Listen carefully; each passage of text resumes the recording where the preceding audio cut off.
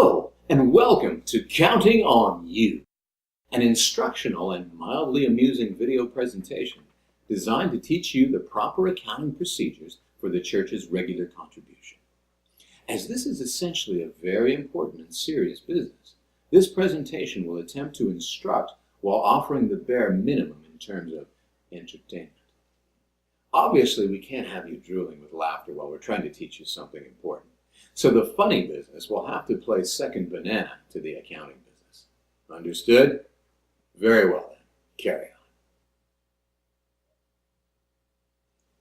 Weekly contributions should be taken up at such time and in such manner as to permit regular giving by each member and exercise of proper accounting controls. The collection of regular contribution at the Sunday service is an effective method for achieving these objectives. The following procedures are designed around this approach. Where local collection practice is different, these procedures should be documented and approved by the administrator.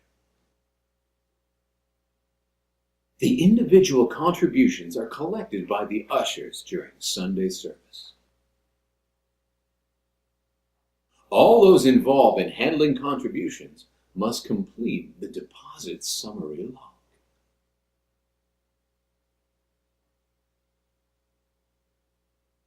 The number of bags distributed to and subsequently collected from the ushers should be recorded on the form by the head usher. No contributions are to be accepted by anyone except ushers, and then only during the regular Sunday collection period. Anyone wanting to give outside of this time should be instructed to hold their contribution until the following Sunday. At times, funds other than the weekly or special contribution will be received for deposit. For example, the singles boat cruise, teen camp, etc.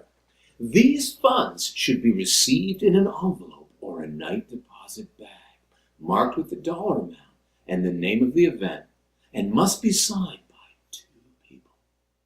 If a night deposit bag is received, the paper label must be turned in by someone other than the person with the bag. The head counter will confirm that the number on the label agrees with the number on the bag.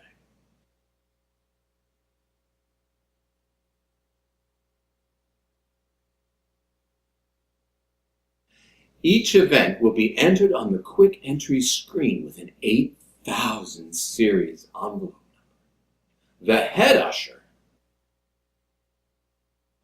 along with the scheduled lead counter,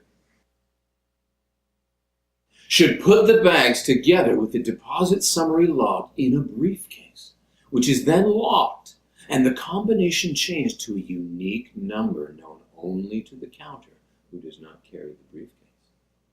If a key lock is used, the key carrier should not carry the briefcase. The briefcase is then taken by at least 2 people and then put in a secure place, locked in a safe, car, or room until the count begins.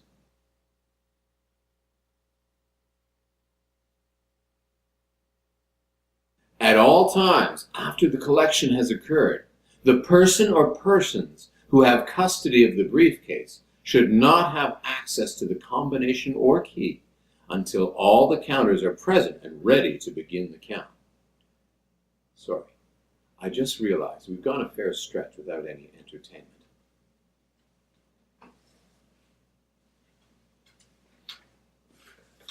There, that should hold you for a bit. The count team should consist of 2 or more reliable and unrelated members who are not employed by the church in a full-time capacity as either a minister or administrator. Anyone known to be having financial difficulties should not be on the count team. Count teams should be rotated for internal control purposes.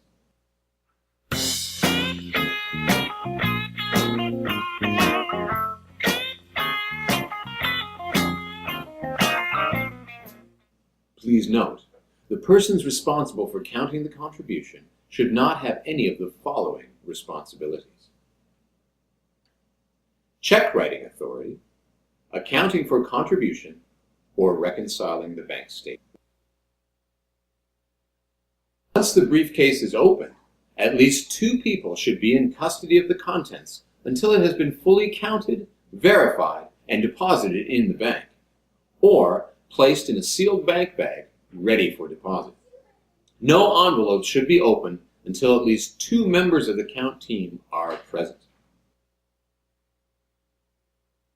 The count should proceed as follows. An opening prayer would be appropriate.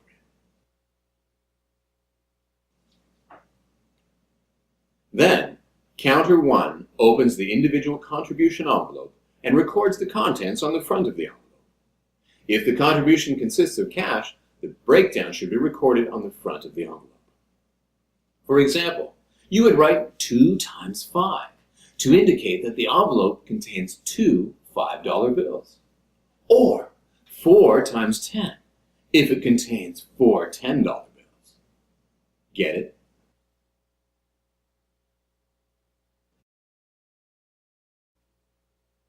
Contribution is a check. Record a check mark in the space next to the amount of the contribution.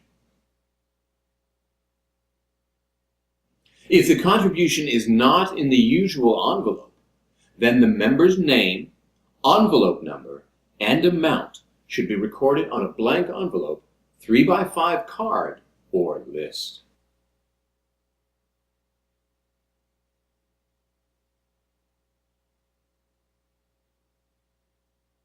Counter 1 passes the contribution envelope with the cash or check on top to counter 2.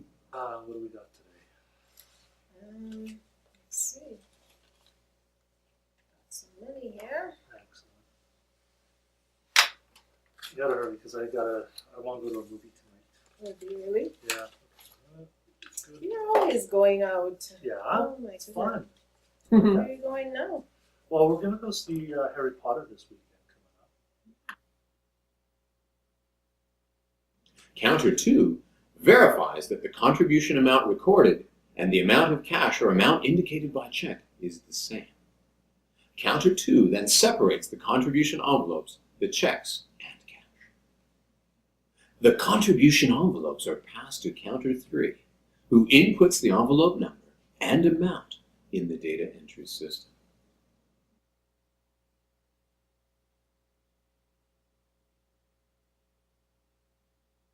Horace walks into a bar. Bartender says, "Hey, why the long face?"